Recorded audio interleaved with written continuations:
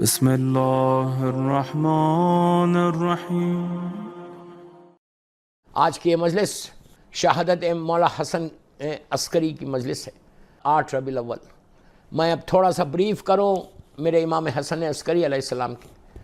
یہ سیکنڈ، اب میں تھوڑی سی ہسٹری بتا رہا، اس لیے کہ عام طور پہ مولا حسن عسکری علیہ السلام کی تاریخ یا ہسٹری عام طور پہ نہیں پڑھی جاتی، ان کی ولادت میں ہوتا ہے یا ان کی شہادت میں۔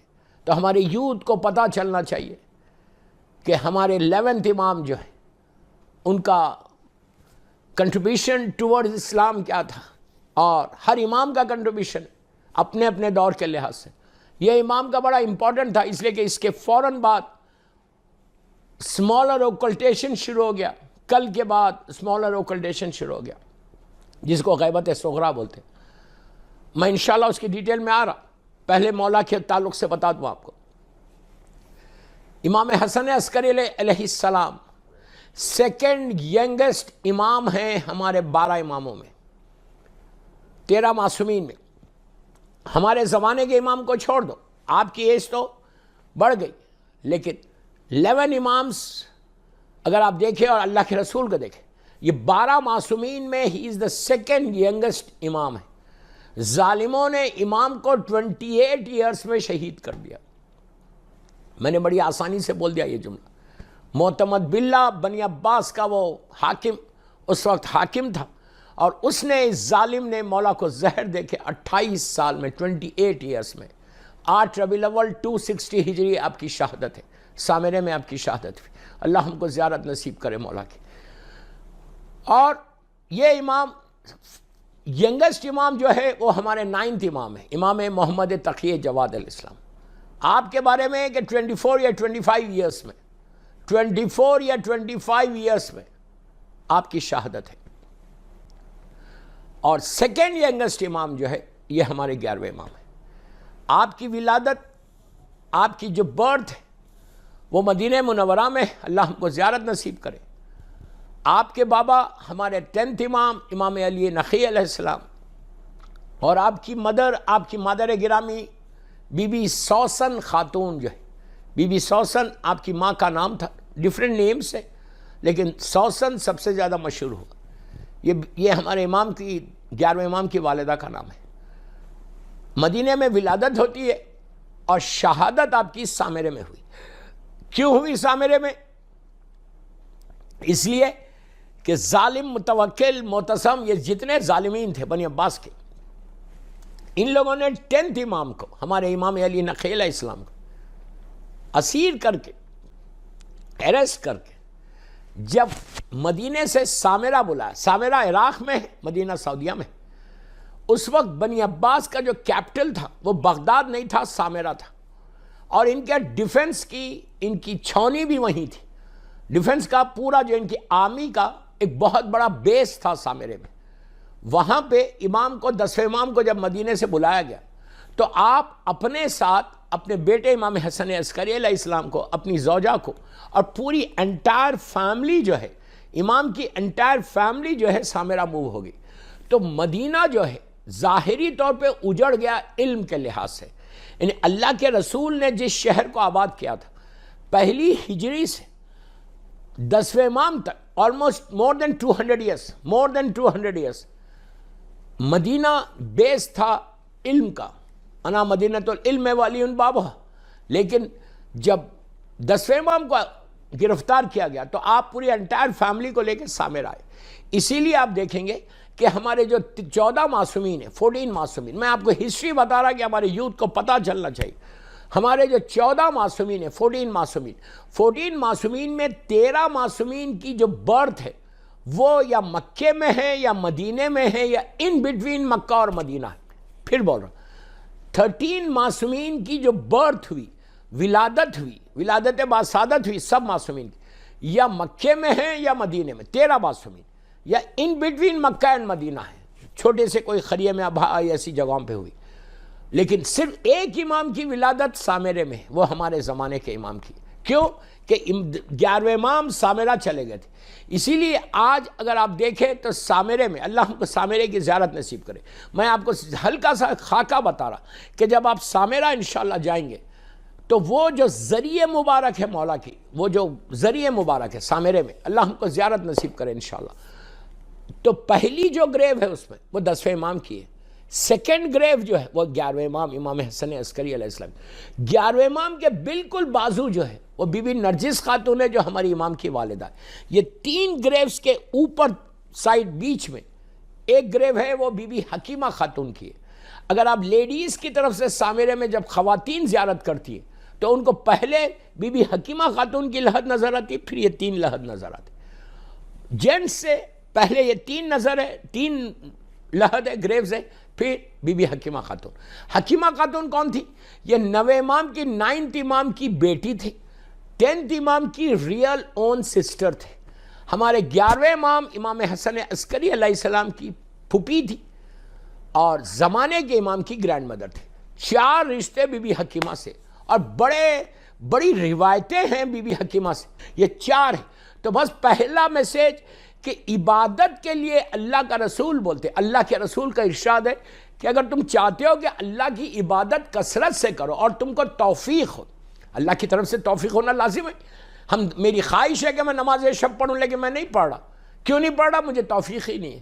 تو عبادت کے شوق کے لیے اللہ کے رسول یہ ارشاد فرماتے ہیں کہ میرے 10ویں اور 11ویں وارث کا واسطہ دینا. یعنی 11ویں امام کی آج شب شہادت ہے تو میں ان کے بارے میں بول رہا. تم آج آپ جو بھی مجھے اہل بیت چینل لندن سے لائیو سن رہا، میں ان سے یہی کہہ رہا کہ آپ دیکھیں عبادت کا شوق بہت بڑی بات ہے کہ اگر مجھے عبادت کا شوق آ جائے اور میں اللہ کی عبادت کرنے لگوں تو اتنی بڑی بات ہے کہ معصومین کا جو شعار تھا، جو معصومین کرتے تھے وہ آپ کرنے لگیں گے. اگر اللہ کی عبادت سب سے بڑی بات ہے، دنیا اور آخرت آپ کی ہو جائے گی. Here and hereafter you will get the benefit, you will get bonus. ہر چیز عبادت کے اوپر ہے. تو عبادت صرف نماز نہیں ہے، عبادت صرف روزہ نہیں ہے، عبادت صرف قرآن پڑھنا نہیں ہے. آپ جانتے ہیں عبادت ایک کمپلیٹ چیز کا نام ہے. ایک مومن کو دیکھ کے لندن میں مسکرانا وہ بھی عبادت ہے. آپ کے سامنے کوئی مومن آئے، گھر پہ آئے یا امام بارگاہ میں یا راستے میں کوئی مومن آپ کو ملے تو آپ اس کو دیکھ کے if you are just giving smile، اگر آپ اس کو دیکھ کے اسمائل بھی دے رہے، مومن ہے، رشتہ دار ہے، آپ اس کو دیکھ کے مسکرا رہے تو وہ بھی عبادت ہے. لیکن صرف مسکرانا لبوں سے نہیں، دل سے مسکرانا. یہ نہیں کہ آپ سامنے تو مسکرا رہے لیکن دل میں اس کے خلاف بھرا ہوا ہے تو کوئی فائدہ نہیں، تو کوئی فائدہ نہیں. امام اللہ کا رسول کہتا کہ عبادت، اللہ کی عبادت میں ہر چیز آ گئی. اطاعت والدین بھی عبادت میں آ گئی، غریب کی مدد کرنا عبادت. تو ساری توفیق ملے گی، صرف نماز کی توفیق نہیں ہے. میں کیا بول رہا ہوں، بہت امپورٹنٹ میسیج تھا آج کی مجلس کا. میرا پہلا پیغام 11ویں امام کا. اللہ کا رسول بول رہا، وہ رسول بول رہا جس کو دشمن نے صادق کہا ہے. اللہ کے رسول بولتے کہ اللہ کی عبادت میں، اللہ کی عبادت کا شوق تم کو پیدا ہو، توفیق ہو تو تم میرے 10ویں اور 11ویں کا واسطہ دو. اگر مجھے یہ مل جائے تو میں کسی غریب کی مدد بھی کروں گا، کسی یتیم کے سر پہ ہاتھ بھی پھیروں گا، کسی ویڈو کو میں ہیلپ بھی کروں گا، اپنے ماں باپ کی اطاعت بھی کروں گا، اپنے والدین کے پیرنٹس کے اوبیڈینٹ بھی بن جاؤں گا. ایک مومن دوسرے مومن کے لیے میرا دل صاف ہو جائے. یہ ساری چیزیں پلس نماز، روزہ، حج، زکوٰۃ، ساری چیزیں عبادت کے شوق کے لیے 10ویں اور 11ویں کا واسطہ دیں. تو یہ بھی ایک عبادت ہے کہ ہم سارے مرحومین کے لیے اگر آپ فاتحہ پڑھیں. مثال کے طور پہ آج کی مجلس کو جن لوگوں نے اہل بیت چینل کے اوپر سپانسر کیا شب شہادت کی مجلس کو، تو اللہ نے ان کو توفیق دی کہ وہ یہ اس عبادت میں شریک ہو. میں بار بار کہہ رہا، عبادت صرف نماز کا نام نہیں، عبادت صرف روزے کا نام نہیں، عبادت ایک کمپلیٹ اسلام کا نام ہے. جیسے آج اگر کوئی ایصال ثواب کر رہا، جیسے آج جن لوگوں نے مجلسوں کو سپانسر، آج کی مجلس کو سپانسر کیا، ان سب کو اللہ نے توفیق دی کہ وہ اپنے مرحومین کو یاد کرے، اپنے مرحومین کے لیے فاتحہ کرائے. یہ اتنی بڑی عبادت ہے، یہ اتنی بڑی عبادت، یہ ہڈن عبادت ہے. ہم اس کو سمجھ رہے نہیں، ہم اس کی امپورٹنس کو نہیں سمجھ رہے کہ یہ کتنی چھپی ہوئی عبادت ہے. اس لیے کہ تم اس کی مدد کر رہے. ایصال ثواب کرانا کیا ہے؟ ایصال ثواب ان بے بس، ان غریب، ان مجبور، وہ ہیلپ لیس لوگ جو منو خاک کے نیچے، ٹنس آف خاک کے نیچے، جو ہیلپلیس اندھیروں میں، ان کی تو مدد کر رہے ایصال ثواب کر کے. یہ وہ عبادت ہے کہ اللہ کی بارگاہ میں امام حسن عسکری علیہ السلام اور امام علی نقی علیہ السلام کا واسطہ دے کے دعا کرو کہ اللہ تو مجھے یہ توفیق دے دے. یہ میرا پہلا پیغام طالب چینل کے اوپر آج کہ 11ویں امام کی شہادت کی مجلس میں یہ دعا کرو کہ یہ پورا سال، انٹائر ایئر، کمنگ ایئر، اللہ تو مجھے توفیق دے کہ میں تیری عبادت کر سکوں، ساری وہ عبادتیں کر سکوں جو تیرے لیے، اور میں مومنین کی مدد کر سکوں.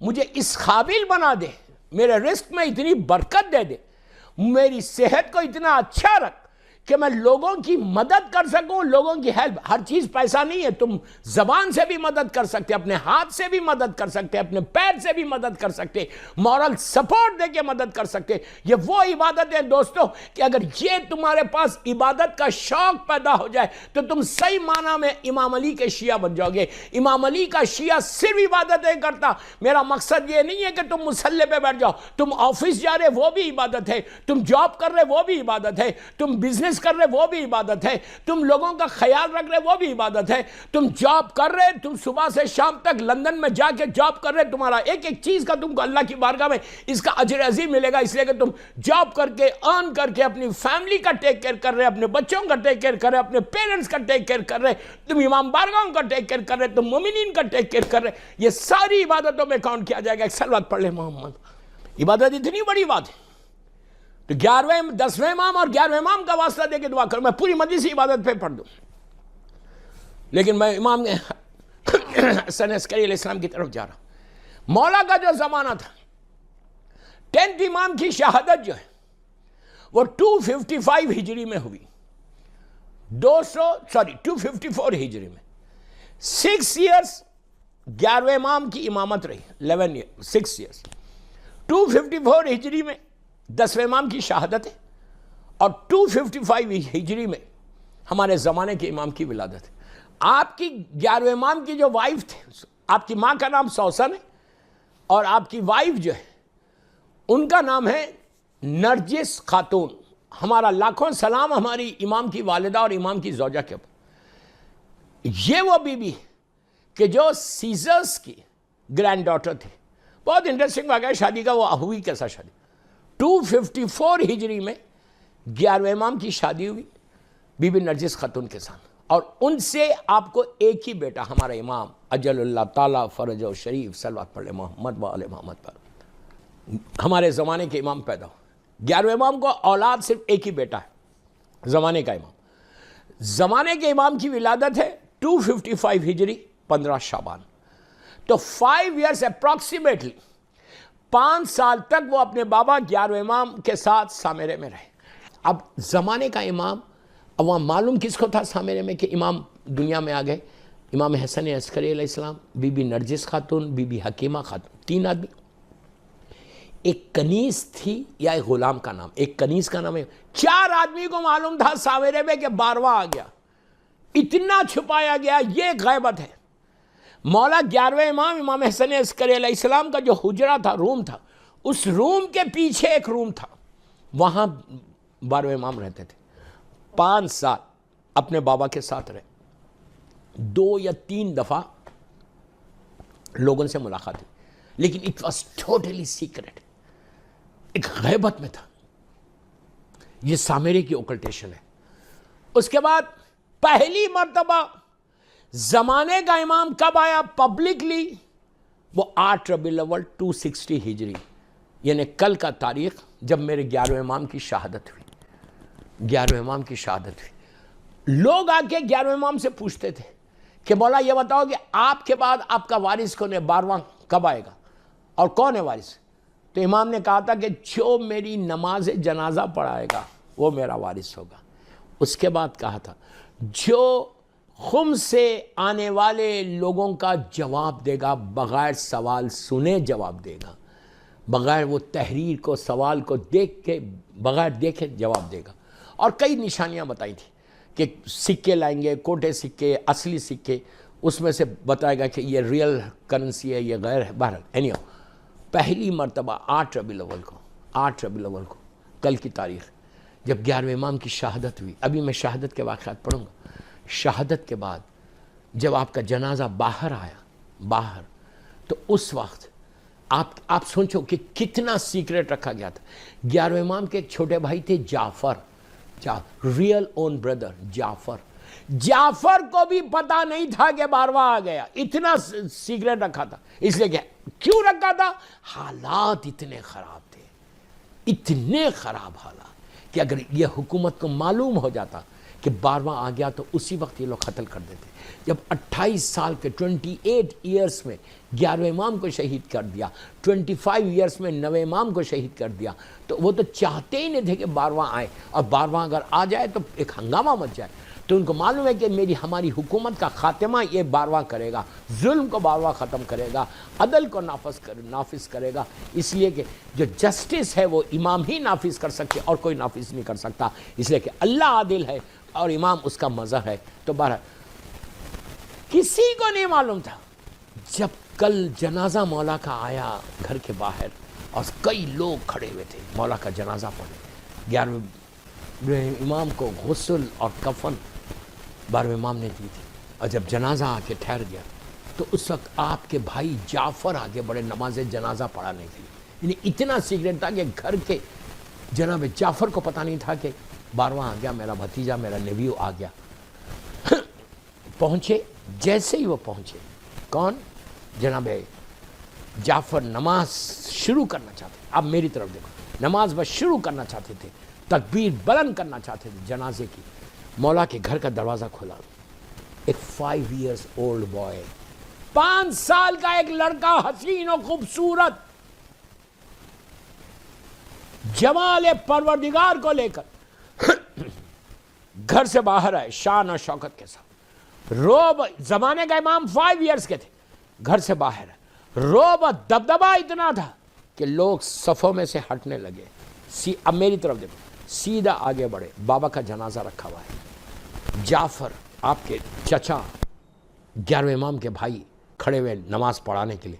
5 سال کے بچے نے آ کے اپنے چچا کے دامن کو ایسے پکڑ کے کہا, چچا یہ حق میرا ہے. 5 سال کا بچہ بول رہا کہ چچا یہ حق میرا ہے. جعفر پیچھے ہٹ گئے, امام نے نماز پڑھی اپنے بابا کی. اس لیے کہ امام کی نماز امام پڑھا سکتا بس. اس کے بعد پلٹ کے دیکھا, لوگوں سے گفتگو کی, سوالات کے جوابات دیے, اور اب یہ غیبت شروع. یہ جو غیبت ہے, اس غیبت کو بولتے ہیں اسمالر اوکلٹیشن. 8 ربیع الاول 260 ہجری اسمالر اوکلٹیشن شروع ہوا, جس کو غیبت صغرا بولتے. یہ پیریڈ چلا 69 ایئرس کا. 15 شعبان 329 ہجری تک یہ زمانے کا یہ پورا پیریڈ چلا. 329 ہجری 300, یہ 69 ایئرس, یہ کمپلیٹ پیریڈ اسمالر اوکلٹیشن کے نام سے.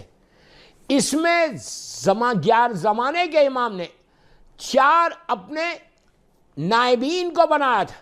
محمد ابن عثمان, عثمان ابن سعید, علی ابن حسین ابن رو اور علی ابن سمری. یہ 4 نائبین, ان کی آج بھی مزار بغداد میں آپ کو ملیں گے. تو یہ 4 نائب, یہ امام کا پیریڈ تھا.